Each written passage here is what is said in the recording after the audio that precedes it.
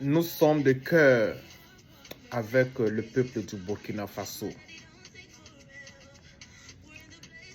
Je suis ivoirien. Je suis un Ivoirien résident aux États-Unis. Et je soutiens le combat du peuple burkinabé, lequel combat est soutenu par l'Afrique et beaucoup dans le monde entier. Je soutiens ce combat parce que ce qui se passe au Burkina est injuste. Et en tant que président d'un parti politique, il défend les injustices sociales. En tant que fils spirituel du révérend Dr Martin Luther King, l'injustice chez ton voisin, c'est une injustice contre toi-même. Je soutiens ce combat parce que, en tant qu'Ivoiriens, nous avons subi la situation, nous avons été les premiers avant le Burkina à subir cette situation. Quand à partir du Burkina, une rébellion montée par la France et des organisations internationales, y compris des rebelles ivoiriens, ont déstabilisé la Côte d'Ivoire, causant plus de 40 000 morts. Et cela est récent. Cela est injuste et je soutiens ce combat parce que nous avons vu cela en Libye. La Libye a été détruite aujourd'hui et l'Afrique tout entière a payé les frais. Donc, quand les mêmes scénarios se reproduisent dans un pays voisin, dans un pays africain,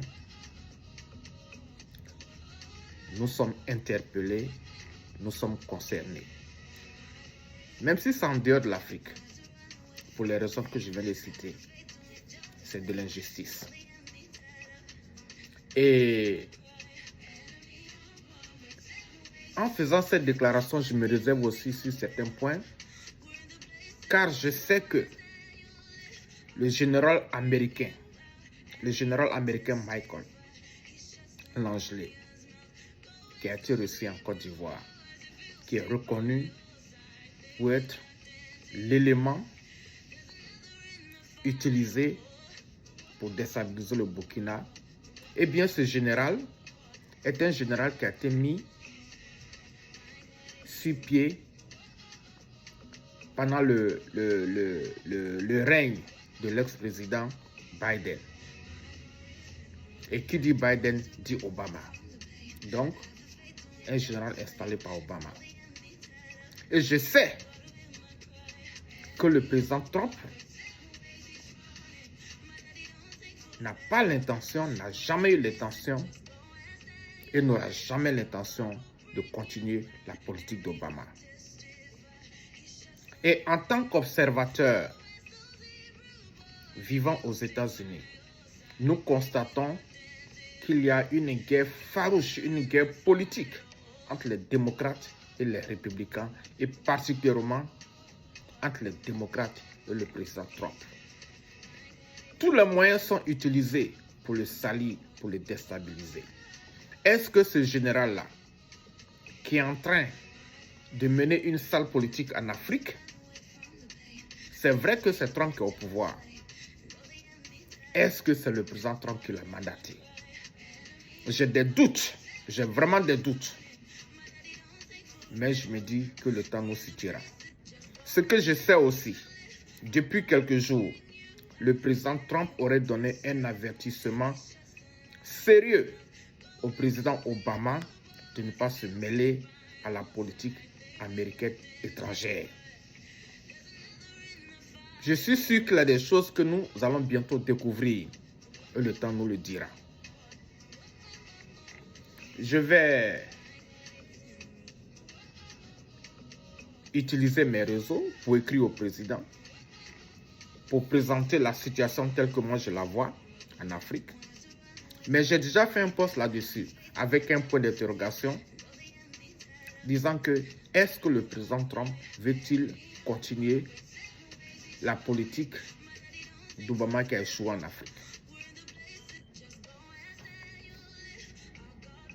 C'est une situation sur laquelle nous allons revenir. Pour le moment, nous sommes très fiers que le peuple africain, dans sa majorité, se réveille pour empêcher les injustices des organisations internationales au Burkina Faso. J'ai toujours dit que le président burkinabé, il est protégé par Dieu. Et j'ai la foi que son ascension ne sera pas arrêtée par un être humain et qu'il va réussir le combat qu'il est en train de mener pour son pays, afin que cela puisse inspirer d'autres leaders africains, parce que c'est de ça que nous avons besoin en Afrique. Des leaders qui se tiennent debout pour défendre les intérêts du peuple, pas des leaders qui viennent s'arracher au dos du peuple et puis aller investir en Occident alors qu'on n'a pas besoin de votre argent en Occident. Et le peuple souffre. Je ne vais pas être long et pour finir, je vais dire que, bien que ce soit un secret de polichinelle, la guerre non déclarée entre le Burkina et la Côte d'Ivoire, les Ivoiriens, le peuple ivoirien n'a rien à voir dedans. C'est une guerre qui est engagée par le chef de l'État Alassane Ouattara, que tout le monde sait comment il a été installé à coup de bombe. Alassane Ouattara a été installé par coup de bombe à la tête de la Côte d'Ivoire, supporté dans le temps par beaucoup de pays africains qui aujourd'hui il essaie de détruire. Donc la guerre qui se passe au Burkina, que cela soit bien clair, aucun Ivoirien ne contribue à ça. C'est le chef de l'État Alassane Ouattara, avec son armée de rebelles, avec ses relations dans l'Ouest, dans l'Occident, ils font ça. Donc, quand on parle de la guerre entre le Burkina et la Côte d'Ivoire, il faut que cela soit bien clair. Alassane Ouattara est un Burkinabé de puissant.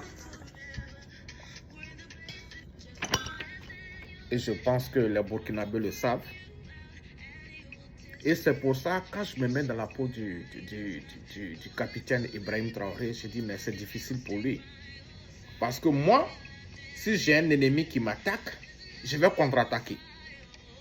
Mais comment dans le cas d'espèce, les Ivoiriens sont innocents, il y a beaucoup de Burkinabés en Côte d'Ivoire, comment le capitaine Ibrahim va contre-attaquer? Parce qu'il va tuer beaucoup d'innocents en Côte d'Ivoire s'il veut contre-attaquer. Mais Ouattara, il s'en fout parce que ce n'est pas son peuple. Mais Dieu nous aidera dans ce combat. Dieu aidera le président Ibrahim Traoré à sortir victorieux de cette affaire. Et je prie pour le peuple de Côte d'Ivoire pour ne pas être une victime sans défense, une victime à qui on impose une guerre. Je prie donc Dieu que cela s'arrête le plus rapidement possible. Que Dieu prenne le contrôle de la situation et que la paix revienne entre les deux pays. Je vous remercie.